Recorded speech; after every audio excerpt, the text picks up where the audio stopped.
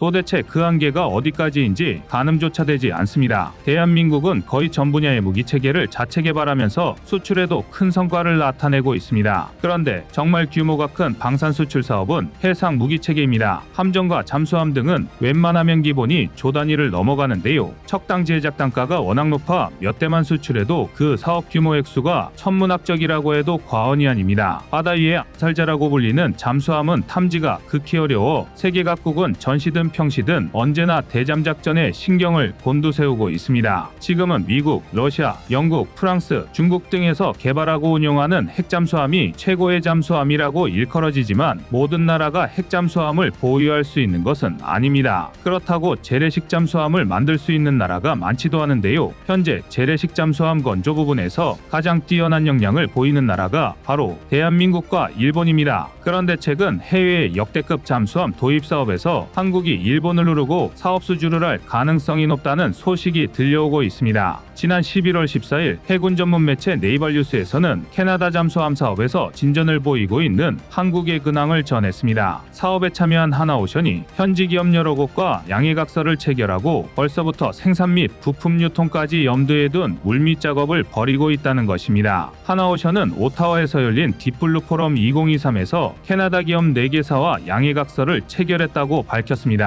올해 초에는 하나오션이 밥콕과 캐나다 순찰 잠수함 프로젝트 기술 협력을 체결했다고 보도된 바 있습니다. 이에 더해 딥블루 포럼 2023에서 체결된 4개의 새로운 MOU는 캐나다 해양방위 부문에서 하나오션의 입지를 더욱 강화할 것입니다. 하나오션의 정성균 해군함정 국제사업본부장은 하나오션과 새로운 캐나다 협력기업 간의 방위 협력을 위한 새로운 기회를 얻게 되어 매우 기쁘다. 이번 MOU 체결을 통해 하나는 새로운 파트너들과 전략적 관계를 구축하고 발전시켜 궁극적으로 한국과 캐나다 간의 양자 협력을 강화할 것이라고 밝혔습니다. 아닌 게 아니라 아덱스 2023을 통해 캐나다는 잠수함 12척에 달하는 도입 사업을 재확인하고 갔는데요. 캐나다는 1990년대 말 영국에서 빅토리아급 잠수함 4척을 도입해 운용하고 있지만 기반 인프라가 너무 부실해 고작 도입 30년 만에 실운용 기간보다 유지보수에 더 많은 시간을 쏟을 정도입니다. 해상안보를 미국에 일임한 채 무임승차해온 탓입니다. 이처럼 캐나다는 천년만년 미국이 자신들을 지켜줄 것이라 착각했지만 오바마 정부 시절 테러와의 전쟁이 실패로 돌아가면서 미국은 덜컥 국방비를 50조 원이나 삭감해버렸습니다. 엎친 데 덮친 격으로 미국의 안보 기조가 자국 우선주의로 돌아서면서 캐나다의 안보 무임승차에 대한 책임론이 불거졌습니다. 캐나다 입장에서는 발등에 불이 떨어진 격인데요. 캐나다는 얄팍한 베링해를 사이에 두고 러시아, 중국과 얼굴을 맞대고 있습니다. 캐나다와 러시아 사이 가장 좁은 해협은 100km가 채 안 되는데요. 당장 미국이 잠수함 전력을 철수시키면 러시아, 중국의 잠수함이 앞바다를 헤집고 돌아다녀도 대응할 방법이 전혀 없는 수준입니다. 캐나다 해군이 최소한의 계량만으로 운용할 수 있고 상호 운용성 요구사항을 충족할 수 있는 더 유능하고 강력한 잠수함을 원한다는 점을 감안할 때 캐나다에는 사실상 한국의 도산한창호급 또는 일본의 타이게이급이라는 두 가지 선택지만이 남아 있습니다. 도산한창호급 잠수함의 가장 뛰어난 특징은 6개의 VLS셀을 탑재하고 있다는 것으로 SLBM도 탑재할 수 있는 능력입니다. 또한 현무3 SLCM과 범상어뢰는 물론 대함 전용 UGM-84 하품 미사일도 탑재할 수 있습니다. 하나오션은 2021년 도산한창호급 잠수함을 한국 해군에 처음 인도하는 데 성공했으며 이를 통해 다양한 역량과 미국 시스템과의 운용 호환성을 갖춘 세계 최고의 잠수함 제조사 중 하나입니다. 한국이 잠수함 수출을 여러 나라에서 추진하고는 있지만 잠수함에도 다양한 급이 있고 그에 따라서 수출액은 천차만별인데요. 도산한창호급은 명실상부 현존하는 한국 잠수함 중 최신형에 해당하는 만큼 이 거래가 성사되면 한국이 벌어들일 수익도 매우 클 것으로 보이는 상황입니다. 실제로 한국이 추산하고 있는 이번 거래의 총수익은 약 80조 원 정도입니다. 한 척당 2조 원 안팎의 잠수함을 총 12척 인도하고 여기에 수명주기 동안의 유지보수 비용과 교육훈련 비용까지 포함하면 600억 달러, 하나로 79조 6,200억 원 가량이 됩니다. 막대한 비용이 들어가지만 캐나다는 현재 상당한 안보 위협을 받고 있는 상황이라서 이런 금액도 기꺼이 감수할 의지를 보이고 있습니다. 이처럼 이번 잠수함 사업은 캐나다에게 꽤 큰 의미를 갖고 있는 데다가 규모도 커서 과연 어느 나라가 사업을 수주할지에 대해 국제적인 관심이 쏠려 있는데요. 최종 후보는 앞서 언급한 것처럼 한국과 일본입니다. 캐나다가 내건 조건에 부합하는 잠수함이 한국과 일본에만 있기 때문입니다. 얼마 전 캐나다 현지 매체 더허브는 캐나다 해군이 진행하는 잠수함 도입 사업의 세부 사항에 대한 사설을 게재했습니다. 여기서 새로운 잠수함에 요구되는 필수적인 스펙 몇 가지를 제시했는데요.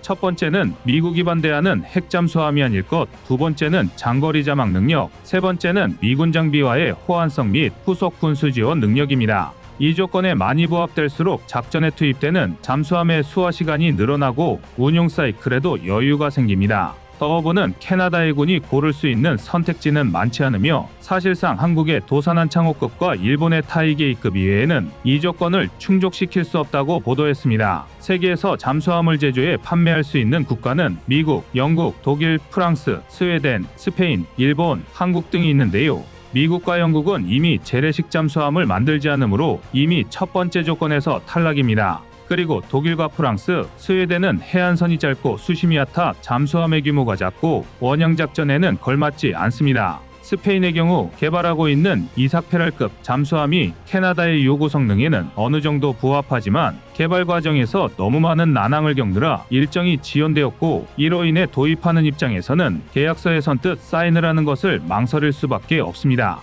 그래서 남는 후보가 한국과 일본뿐인 것입니다. 사실 리튬이온 전지 잠수함 탑재 기술을 최초로 성공한 건 일본입니다. 그러나 기술력 부족으로 최신의 잠수함인 타이게이급의 AIP가 아닌 디젤 엔진과 리튬이온 전지를 조합할 수밖에 없었습니다. 그리고 이로 인해 전기에너지 생산을 위해 어쩔 수 없이 수면 근처로 부상해 마스트를 내밀어야 하는데요. 이 과정에서 초계기나 구축함에 노출될 확률이 상대적으로 높습니다. 더군다나 자망 기술력이 부족해서 리튬이온 전지를 탑재하고도 최대 자망 시간이 도산한 창호급 미만인 것으로 알려져 있는데요. 오죽하면 일본 내에서조차 성숙하지 않은 기술을 도입하느라 온갖 리스크를 다 짊어진 주제에 자망 시간마저 짧고 리튬이온 전지 충전을 위해 목숨까지 걸어야 하는 반쪽짜리 잠수함이라며 악평을 받고 있습니다. 재밌는 건 3,000톤급 이상 중형 잠수함 시장에서 그나마 대한민국 발끝이라도 따라갈 수 있는 나라가 일본뿐이지만 그 차이는 하늘과 땅만큼이나 크다는 겁니다. 게다가 지난 5월에 이미 캐나다 연방조달청 관계자들과 분당국자들이 하나오션 오코조선소와 해군 잠수함 사령부를 방문해서 현장을 견학하고 돌아갔는데요. 캐나다가 원하는 핵심 성능 중 하나인 자망 시간을 좌지우지하는 부품은 배터리입니다. 한국은 고용량, 고효율의 안정성까지 갖춘 배터리 개발을 위해 가진애를 써왔습니다. 이를 위해서 시제품 배터리를 만들어서 불에 태우고 물에 담그는 등 극한의 테스트까지 진행했습니다. 하나에서는 전지를 섭씨 800에서 1100도의 화염에서 2분간 가열하였지만 시험 후 전혀 손상되지 않고 초기 전압을 유지하고 있는 걸 확인할 수 있었습니다. 또한 염수로부터 안전한지를 확인하기 위해 고전압으로 충전된 리튬 전지팩을 고농도의 염수에 침수시켜 전지가 완전히 방전될 때까지 하루 동안 물속에 방치해뒀음에도 어떠한 손상도 없었습니다.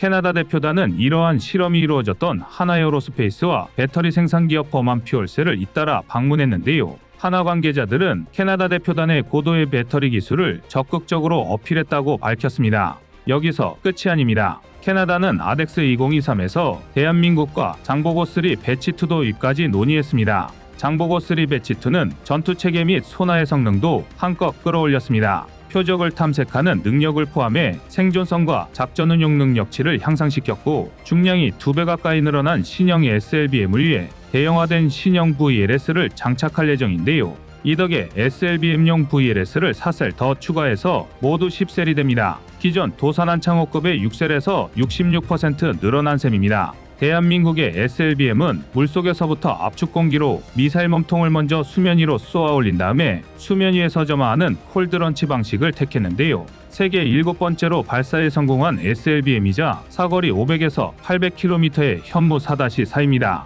알기 쉽게 비유하자면 사전 과정 없이 중국 동부의 전략 거점을 모두 타격할 수 있을 정도의 성능인데요. 또 프로펠러 캡의 블레이드와 동일한 수의 캡핀을 익형으로 형성하여 소음과 진동을 크게 줄여 추진 성능을 강화했고 말구평 음향 탐지 체계를 장착해서 색적 능력 또한 비약적으로 높였는데요. 결정적으로 장보고3 배치2는 애초 개발 단계부터 핵심 장비에 대한 국산화 연구 개발을 동시에 추진한 덕에 국산화율만 무려 80%가 넘습니다. 이러니 차기 잠수함 도입 사업을 추진 중인 나라들이 눈을 까뒤집고 대한민국 잠수함을 찾을 수밖에 없는데요. 성능은 두말할 것도 없고 전략무기인 잠수함을 도입하는 과정에서 외교적 이해관계가 얽히는 불상사를 사전에 방지할 수 있기 때문입니다. 세계 최고의 조선강국 대한민국이니 함정도 뚝딱 만들 수 있지 않겠냐고 하시는 분도 계시겠지만 전투함 등의 함정은 일반적인 상선보다 훨씬 더 최첨단 기술을 필요로 하며 정밀한 공정이 요구됩니다. 또한 절대적인 신뢰성이 담보되어야 하는데요. 해상전력 중 이런 기술적 특성이 가장 잘 드러난 무기체계가 잠수함입니다. 다른 무기체계도 그렇지만 잠수함을 통해서도 한국 방산 기술이 얼마나 발전했는지 가늠해 볼 수 있을 것 같습니다. 이상 꺼리튜브의 두 번째 미션이었습니다.